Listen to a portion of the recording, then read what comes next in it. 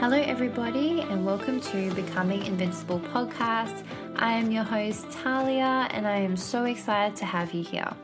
This podcast is to reframe your mindset, challenge those limiting beliefs that you may have when you're navigating all the situations in your life. And I'm here to give you tools to help you navigate them in such a healthy way and to harness your personal power that we tend to lose along the way. So settle up, get ready, grab a coffee, and get ready for some juice in each episode as I throw you what life has thrown me and we can navigate this shit together.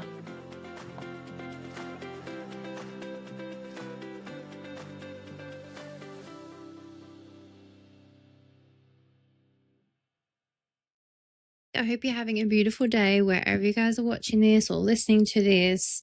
I thought of this episode recently because I think really mainly with everything that's going on in the world right now, I think mindset just gets a really bad rap. I really do believe that everyone thinks that it's all in your mind and, you got to train your mind and you need to think happier thoughts. Now, absolutely, okay? Absolutely rewiring your brain and changing the way you think is really amazing, right? That is the start. I always like to start everybody on mindset. So when I really guide people into this sort of lifestyle, because I do talk about it like it's a lifestyle change, right? You choose to do this. It's like when you want to be fit and healthy. You choose to have that lifestyle because you are watching like you're supplementing your food, what you're eating, your habits, what exercises you're going to be doing at the gym or at home. What are you looking at? What kind of workouts you need? What do you want to target? All those sort of things. Mindset is absolutely the same way because people don't look at this sort of thing as a lifestyle change. They're just like, oh, this is really cool and trendy and I'm just going to try breath work. When that's actually a very big detriment to you to do that, to walk into a breathwork class and not know what is to come, unless if the instructor is really niched in their craft, you will be fine. But the reason why I have a problem with that is a lot of people will go to Bali and do this healing thing and they don't realize because it's trendy, right? Everyone sets up their camera and they do this healing thing. They go to Bali. And by all means, guys, like I absolutely want to do that. I would love to go to Bali and do that little bit of eat, pray, love thing. I kind of did that back in 2013 with my friend like a long time ago now. But because it's trendy, like a lot of people are doing it, they're going to a certain part of Bali at the moment I'm seeing online and they're having like a full experience. Well, I'm not knocking what they're having. They're absolutely doing that. I think it's really hard to post stuff like that because you're in a very vulnerable position. When you work on yourself in any degree, it's very vulnerable and a lot of people don't see it like that. For me, I've done that. Not so much this account on my Instagram when I put it in my description, but when I had my old Instagram, I did post a lot of somatic stuff because that's something that I was really heavily into. I was healing a lot of my trauma and I was really in the thick of that stuff. When you're posting stuff like that, it's actually quite vulnerable to do that in itself, to allowing people to witness you in such a doing weird shit, basically, because you can't control how you're moving, what's coming up for you, all those sort of things. But everyone likes to judge you because I got a lot of judgment, even from friends that I was with at the time, being like, why would you post that? I think she just wants attention. And it really is interesting, especially because we're in 26. Social media has been around for like freaking a decade at least. Every platform's different, but a decade and longer. So it's really baffling when people are like, oh, they're just doing it for attention. Obviously, we choose what we put out there. Absolutely. But I do take my hat off to people that go, I wasn't sure whether to post this. And I'm like, yeah, I totally get it. Like, unless if you've actually really gone through and done somatic work, you won't get it, unfortunately. And that's going to ruffle feathers and people are going to hate me for saying that. But that is the truth of the matter. Whereas when I look at content like that, I don't see it as like people are posting it for attention. I know how vulnerable that is. I know people can't fathom the fact. They're like, why would you even in your mind set up your camera to even film that though? It's hard unless if you really understand online and you've connected with people and unless if you've really gone there and healed your stuff, you won't get it. So I think it's just one of those things I could ever say to those people. Well, then if it's content you don't really converse in, don't follow or don't watch it. It's like real shit. And if you're not into it, that's fine. Just unfollow, right? We all have the choice to follow who we want and unfollow who we want, right? But unfortunately, that's just how it is. And everyone is like, everyone has rights to their opinion. And so when you put yourself out there, that is what comes with it, is a hate, right? It's a polarity. People are going to feel very inspired by that. And then other people are going to be like, what the hell are you doing? So yeah, there's always polarity in the world. So mindset is a very good spectrum to start on. When you start to go, I want to come to like live a bit more aware, I want to do all this. And I really believe it's something that you've got to do gradually. A lot of people start with affirmations and meditation and like listening to certain things. Absolutely great. That's baby steps in. Reading a book maybe would be a next step. And then, because then you're getting really familiar with like terms, how people are talking about things, like all this stuff, because it's very out of the world. Like we're so used to big pharma and being medicated. When you come into mindset stuff, it's really hard for everyone to really grasp. So I completely understand that. Like to get everyone to start onto mindset, like, okay, so how we can rewire your belief patterns and think better thoughts, because what that does is, so mindset is 20%. So when we think of things out of 100, right? So us as a being, I want to be at 100% because that means you're at a good state and experiencing life and things. So mindset is 20% out of the 100. That really helps you, because it keeps you in a self-conscious, and not in a negative way, self-consciously, but just like very self-aware. It keeps you in a state of awareness and humility and understanding. Okay. It just keeps you there. And when you work on your mindset, belief patterns and things, you then reprogram your reticular activating system, which is a part in your brain, okay, which is the processing part. So basically what that means is that the baseline, I tell people how you know that you have quite a good mindset is, what cars do you see out in the world?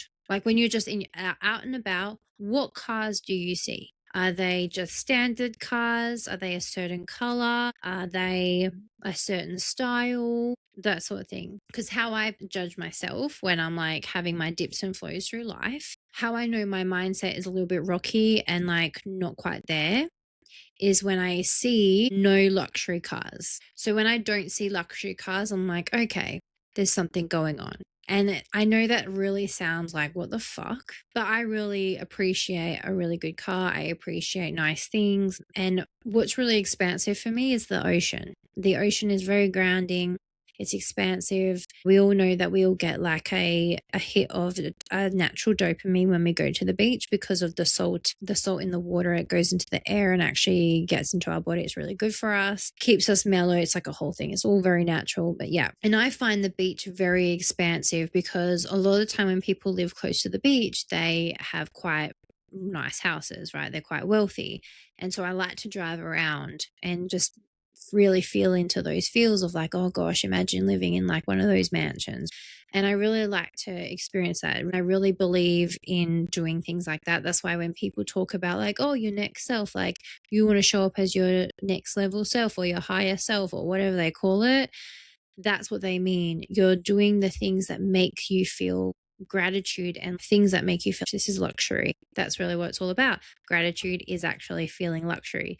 When you like luxury things and you're like, holy shit, this is an amazing experience, you're feeling the gratitude of having that experience. It comes under gratitude, but we disguise it as luxury. It's like a whole thing. I could go into it, but that's not the episode today. That's how I know. So when I see a lot of luxury cars like BMWs, Mercs, like Mercedes, if people don't understand that term, Range Rovers, Audis, when I see a lot of those, that's how I know my thought process is like getting clear and it's becoming more for positive, because you're seeing a lot more positive things like, wow, that's so cool, luxury cars. Appreciate a good car. I can appreciate a beautiful handbag, like people, what they're wearing. If you see like nice houses wherever you're driving, whatever, there's actually these things that people don't realize they see in a day. So now the thing that I want you guys to take away, which I will say at the end, in your world, what do you see in a day to day? Do you see quite luxury things? Do you see just pretty standard? Or do you see a lot of beat up things? Like that can be a bit of a judgment on how you perceive life. Because generally sometimes when I see more cars that are unwashed or like their color's not fresh, have a look at what you're noticing each day. Even when like I see a lot of people that take pride in themselves, that is a positive thing. Like anything like that. Like it can come in so many different forms. It's like the best one as a baseline to tell everyone is when I'm in a funk or something, I'm more going to experience rude people. That could even be a thing as well. Do you experience more positive interaction with people or do you experience more negative? That can be a thing for you as well. So that's probably more better of a baseline. That's actually a really good indicator because what we do when we work on our beliefs and reprogram things is that it's what you see out in the world. You're more likely because in an average day and an average person, we're all like, everyone day to day, regardless of what you do for work, what you have, everything like that, how you see life and you experience life will be governed by your thoughts in here, whether you're conscious to your thoughts or whether you're not. Okay. It's literally a thing. There is just as much negative in the world. There is just as much negative in a day as there is positive in a day and positive in the world. Even with everything that's going on right now, that we're being unleashed all this trauma, which is actually called trauma, which I will kind of touch on that a little bit in this episode actually. With everything that we're experiencing, everything going on in the news, in the world, absolutely everything, there is just as much negative as there is positive. We're just being shown a lot more negative than we are positive, all right?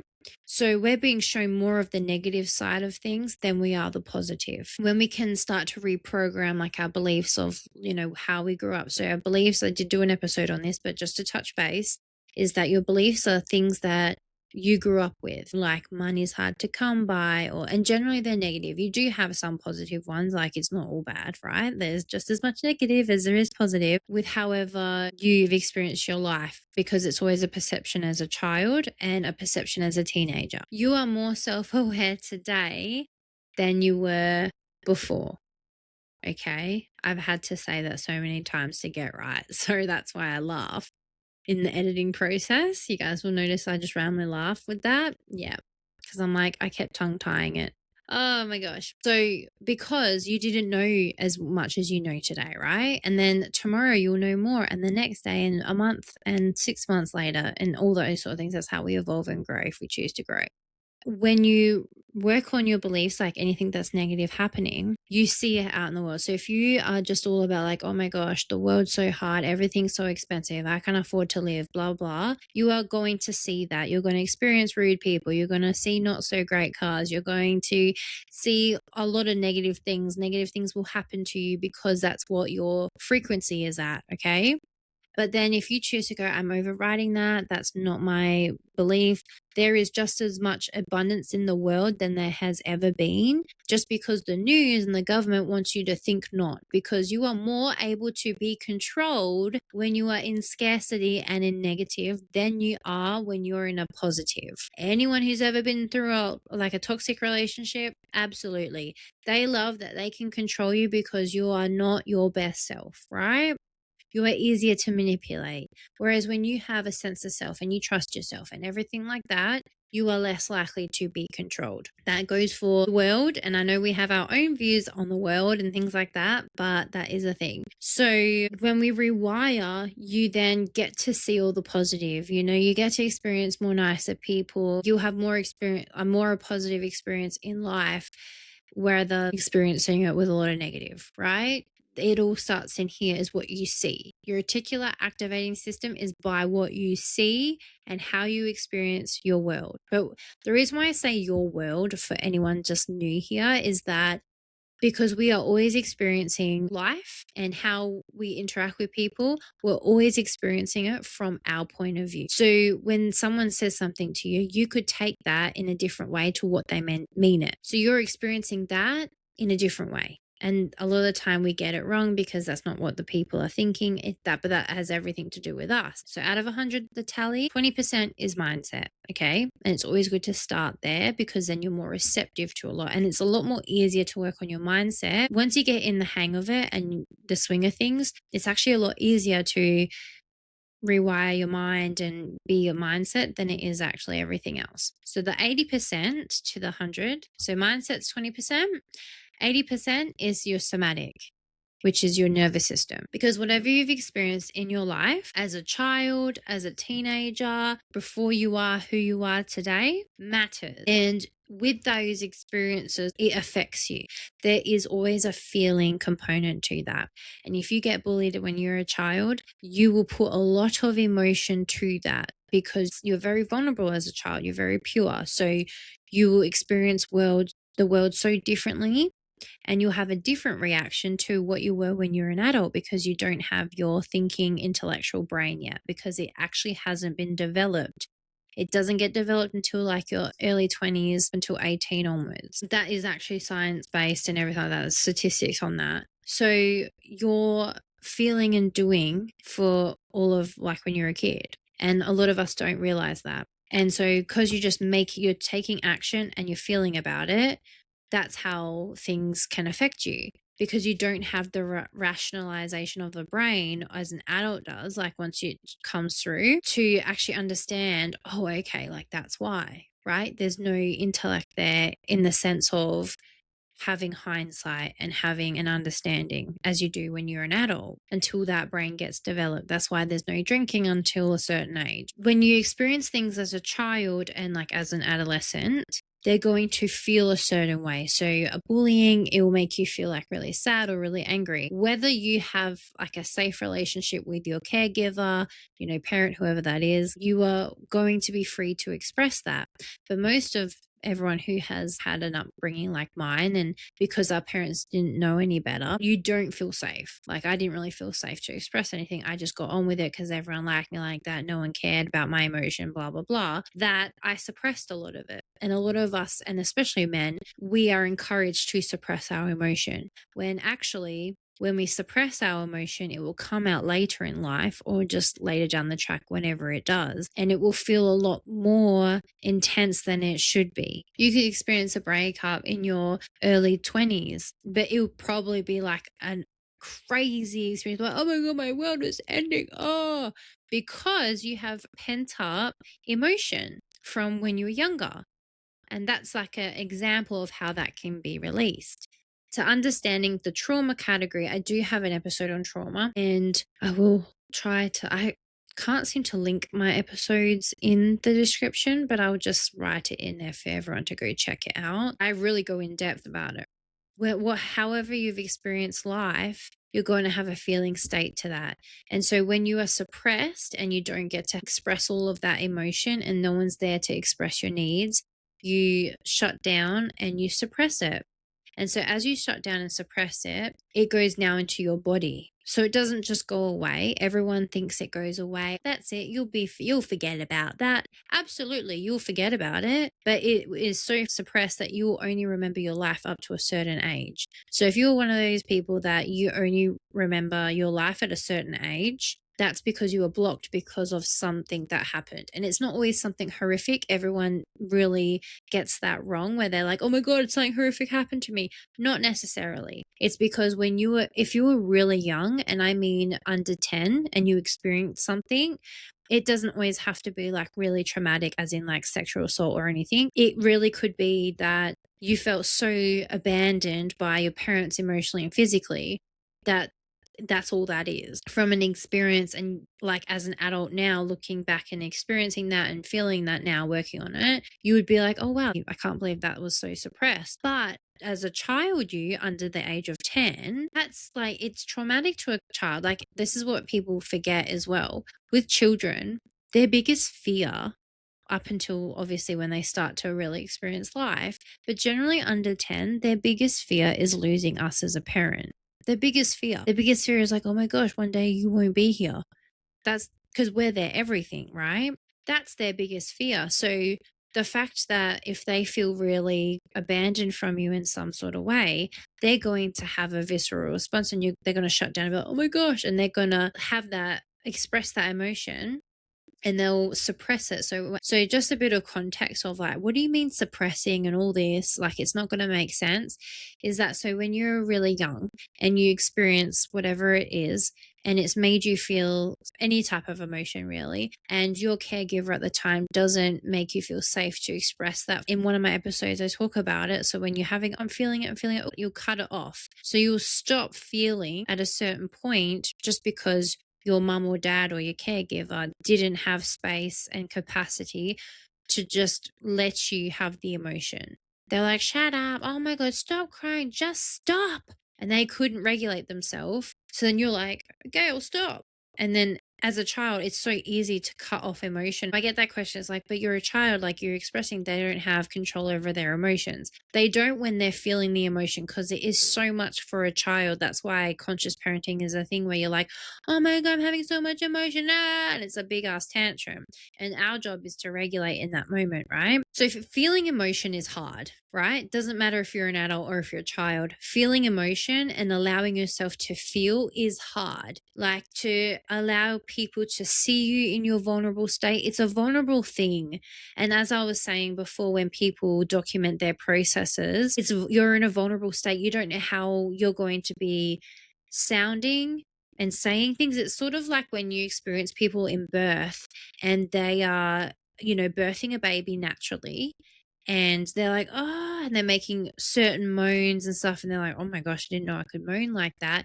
But they're just going by their body's knowledge of like, yep, we're pushing the baby out. So they're listening to their body. That's very intuitive. But obviously with how everything is, we don't think that that's normal, right? So that's really natural. Like, okay, following the body's cues and pushing out your baby, obviously with a team there and things. But because they make certain groans and like maybe they need to get into a certain position to have the baby and things like that, that is intuitively knowing.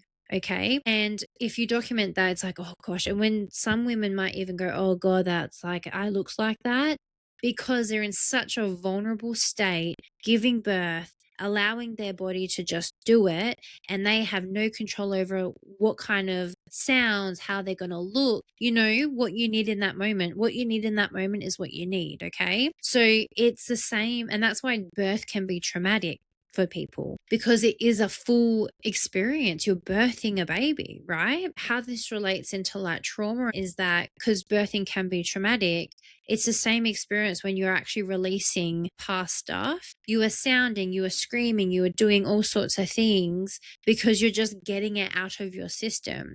Because when you suppress, as when a child cuts off their emotion, they go, okay, I'll listen. Because they're in such a fear, they go into freeze. So that's like they numb out.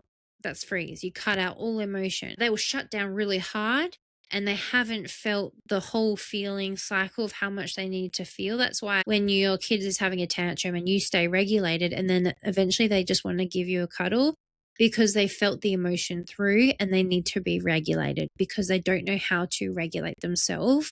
They need us. So the cuddle is the regulation. Okay. But getting better with them feeling their emotions and knowing that, oh, no matter what, and no matter what I do, and if I kick and scream and all things, mummy's going to stay there. That's safety for them. She's not leaving me. That's the connection point, and that's what helps, right? So when we cut that off, I won't feel that emotion. It will live in your body because you're having that visceral response. It's like when you get activated with stuff, right? Like when you're experiencing something, someone did an action or someone said something, you're like, how dare you? It makes you feel a certain way in your body. Or like you're getting into a new relationship and you have your first fight, and that instant like, oh my gosh, are we over? That's a visceral response, right?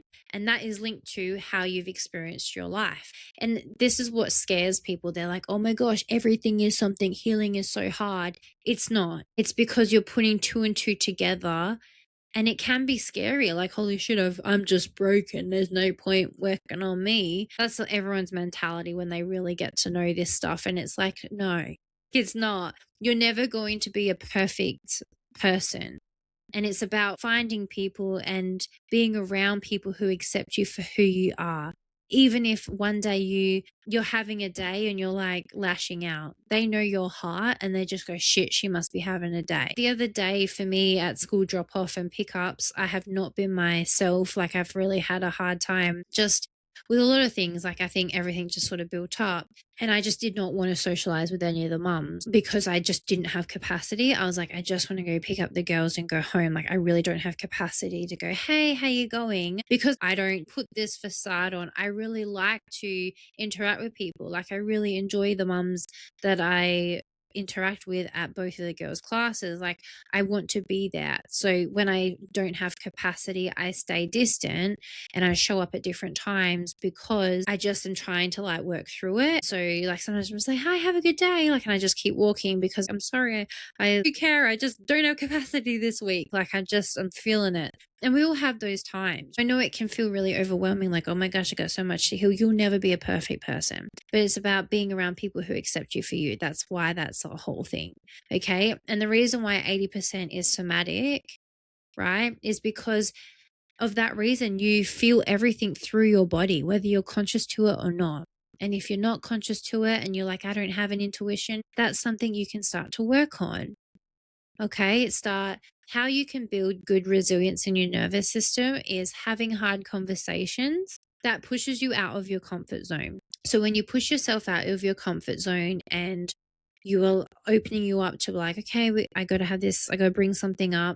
And it's scary to you because you're having a visceral response and you're like, oh my gosh, this makes me feel sick, or I feel really nervous. Nervous and excitement are the exact same feeling in your body. It's your mind that labels it. In both instances of that feeling state, you experience butterflies, right? So you experience butterflies whether you're nervous or excited. Having that response, it's the same. This is the thing, right? You have to understand that everything is what you make it. But the feeling's the same. When you're having a hard conversation, you're getting butterflies. You could change that language and go, I'm excited to have this conversation. Because when you have a hard conversation, if it's receptive and if you articulate yourself to the best of your ability, it actually makes room for so much more positive. But if you have a hard conversation with someone and all it does is bring up like fights and that relationship between you and that person, whoever it is, like a partner, family, things like that, maybe they're not the people you should really be focusing on surrounding yourself with. Now, not everyone's going to be conscious and be like, so how does that make you feel? Like, what can I do better? Obviously not. But it's when they're not reprimanding you for it. When you're met with just like defense and they blame you and they're not receptive, that is someone you just don't want to be around. Don't open yourself up to that because they're not open and they're not growth minded. That's how you know the difference. So when you're trying to tell someone something, hey, like this is something we need to work on. I know with my partner, like co-parenting, he's got to bring some stuff up to the co-parents, right? Sometimes it's receptive and sometimes it's not. Because the thing there, even if it's not receptive and it's scary and you're like, oh gosh, people with hard conversation, no matter how it goes, is the fact that you're solid in yourself. All right. So having a hard conversation with people really solidifies you being more grounded and congruent in yourself and being able to trust yourself more because you're bringing something up and saying, this actually oversteps a boundary, or hey, I do not like it when you do this, or hey, can we please work on this? It's not working for me. I don't feel XYZ in our relationship, at friendship, however it is. A lot of people don't want to have hard conversation because they want to keep the peace. It's easier to just go, okay, yeah, when really you don't feel good about the decision, but you just nod your head and go, yeah, it's okay. You break trust with yourself. And I have a full episode on this because you're choosing to keep the peace. You're choosing to respect someone else's needs over your own. Absolutely, you need to like understand people's needs. Absolutely. But it should not be at the cost of your own.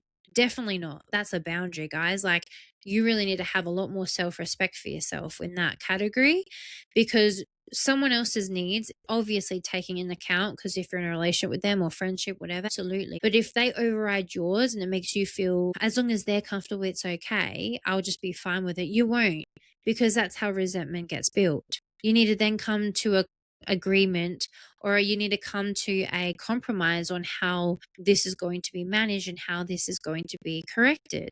Because the thing with hard conversation as well, think of it like if the other person's not going to compromise with you, they don't respect you. That's really how it comes down. And I know that's really harsh to hear. But whoever is not receptive to, hey, I will stop doing that behavior. I had no idea that upsets you. But I want you to know when I do that, this is what it is. Having like those open conversations and understanding where everyone is, amazing. But when it comes at a cost where the compromise is you still having to compromise and the other person not, they don't respect you. It's a very big learning curve a lot of people need to have. So that's your first one, is having hard conversations, because it pushes you out of your comfort zone, and anything out of your comfort zone is growth because it's making you uncomfortable, helping you build resilience. The second thing to help with your nervous system is to stay grounded in a heated situation, which is very challenging. If there's a challenge happening in your life and you're having to navigate it, okay? Being able to stay regulated. So controlling to have more logic over emotion. So you've heard me talk about this, where when emotions are high, intelligence is low, because your emotions, visceral response will always override how you think. When challenges arise, it's about how grounded can you stay when shit hits the fan. Something's not going to plan, then shit's like hiccuped. If it makes you go into a spiral and you're like, oh my God, life is shit, you're going off, okay? Being able to control yourself and contain yourself in when shit's hitting the fan is a very hard thing to do. It's not to shame yourself if when shit hits the fan that you don't. It's nothing like that at all. It's really just about understanding, like, okay, what do I need to do next? Do some breathing techniques. There's a visceral one that I get people to do, is like a real basic one. And you do this. You tap on all of your arms. You can even do that on your legs as well. Start tapping. You can even start to pinch in between here. It's a regulation technique. When you're in a very interesting situation and emotions are high and you're like, holy shit, right now you can pinch the webbing, and that sends like an instant release, and you just sit with it. But yes, this one's a good one when you're just like, oh my gosh, I can't relax. This allows you to stay grounded. You're tapping because it gets you out of your mind. That's why I'm always like, you don't think your way out of things, you feel your way out. So sometimes when you're so trapped in your thoughts and you're a very big overthinker, this one's for you, where you're just like this and you're like, oh my gosh, okay. It's a grounding technique because it allows your mind to go, oh my gosh, I'm in the present. I'm touching my body. I'm touching my skin. Everything is okay. Because sometimes you need a shock out of your mind. When you get lost in your mind, sometimes it can be a scary place for people. And you're like, oh my gosh, like what happens if someone's going to come and get me? Or whatever it is, like, or you'll be thinking of a negative thing. This will actually help you. And another good one is about, like, I think it's the 5, 4, 3, 2, 1 effect, if you really want to go by that, but you can just do 5 things you can see, 5 things you can hear, 5 things you can taste, 5 things you can touch. Yeah. Like, it's all your senses, because it grounds you into that moment and doesn't get you so lost into your thoughts. Obviously, these aren't to be used in every situation. Like, okay, I go do this, and then I go do this, and then 5 things. No, you just do one of those things in whatever situation. They're just a couple of tools to have in your tool belt, okay? So they're really good ones to have when you're grounding in situations and shit's hitting the fan and you can't regulate yourself. But generally, the touching I find is the quickest, because you're regulating quicker and you're like, okay, all right, and you're touching yourself. You can even rub, and some people even need a squeeze. Like, it really depends, okay? I just really want to do that episode to really help people, because we are very being fed a lot of trauma right now. Everyone knows what I'm talking about with the files. Trauma, because you're like, holy shit, everyone is fucked up and there's a lot of weird shit. Like, what the hell is that? You don't know what to make of it. It's so out there, right? The war thing, and like, oh my gosh, like there's just so many things at the moment that is going on that's very traumatic. And especially in the last 6 years, we had COVID, lockdowns, after lockdowns, we've had sicknesses, we've had like Gaza, we've had so many things going on in the world that have just happened and imploded in year after year. So the more that we can actually get better at regulating and feeling our emotions, the better and the safer you're going to be, because you're regulating, going, okay, and we need to stop consuming all negative things as well. Like, really tailor what you're consuming, because that also keeps you in such a low vibe. It keeps you in a negative state. So just really doing all those things and like tailoring those things to yourself can really help right now, because it's about unplugging. Because again, the more that you're in a negative state, the better you're at at being controlled, right? So I think the more we can really understand and recognize that, the better. So I really wanted to just say, like, there's a lot of shit going on in the news that's so negative, because the news is, when I saw Die Hard 4 with Justin Long, where he goes, I don't watch the news. The news is for everyone to live in fear and panic. And absolutely it is. It does. It's good to know what's going on. Okay, yeah, sweet. That's what's happening in the world, but don't consume it so much, because when you consume it, you're giving it your entire energy. And emotion is energy in motion, by the way. So when you're having an emotion, there's a lot of energy in your body, and it's circulating and it's going in motion. It's like, well, however you're feeling it, that's the motion, right? So it's energy in motion. So the more you're consuming bad shit and everything going on in the world, and I know you guys all know what I'm talking about, is that you're allowing it to get to you. You're saying okay to experience that in your force field, to take it on, tailoring how much we consume, really coming into all that, okay? And really trying to control what we allow in and what we choose to buy into. And you plug into things that are more positive, that fills your cup up, that, go for a walk, experience nature more, have more better experiences, have more socializing with your friends, whatever that really excites you and gets you excited. Go for a trip or a holiday. Like, you know what I mean? Do the things that make you not so plugged in on any devices is actually the best. But I do understand that we all like shows and things. Well, then start there. Read a book. Consume yourself in things that actually make you feel good, and not in like, holy shit, is that what the world we live in today? It's so depressing, blah, blah, blah. Unplug, which I know is really hard in a social media world and AI and iPads and all the things, but it's about just really trying to bring your power back. The more you unplug and allow things not to have your energy, the better you are.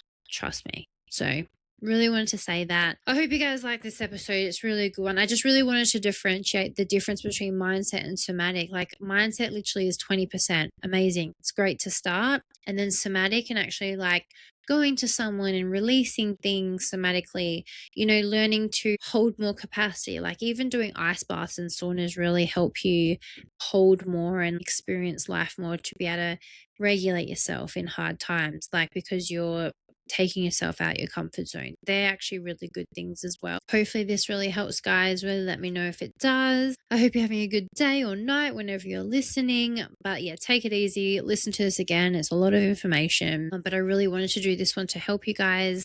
I really appreciate you guys for listening. I really appreciate you guys for sharing and liking and whatever platform you guys listen to the podcast on, because I am on YouTube. Really grateful for all of you guys. Like, I really do. It doesn't go unnoticed. Let me know how you go, and I will talk to you guys on another episode.